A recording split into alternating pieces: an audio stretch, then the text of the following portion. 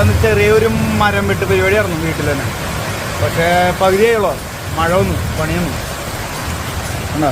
അപ്പൊ നമ്മുടെ മഴയൊക്കെ മാറി ശരത്തുമാന്റെ വീണ്ടും മുകളിൽ കയറിയിട്ട് ആ മുകളിൽ കാണാൻ കൊമ്പോളൊക്കെ വെട്ടി താഴെ ഇറക്കിയിട്ട് വേണം നമുക്ക് മെയിൻ സാധനം താഴെ നിന്ന് വെട്ടാൻ പറ്റുള്ളൂ.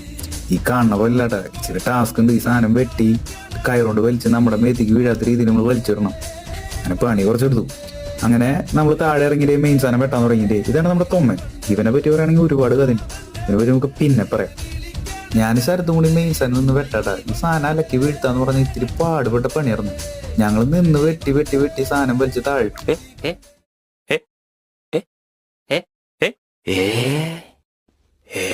പിന്നെ ഞങ്ങൾ ആ സാധനം കുറച്ചാണ് നീക്കിയിട്ട് പിറ്റേ ദിവസമാണ് എനിക്ക് വാള് കിട്ടിയപ്പോൾ കൂടെ കിട്ടിയത് റോബണല്ല. ഞാൻ റോബണിനെ കൂടെ അറക്കാൻ തുടങ്ങി.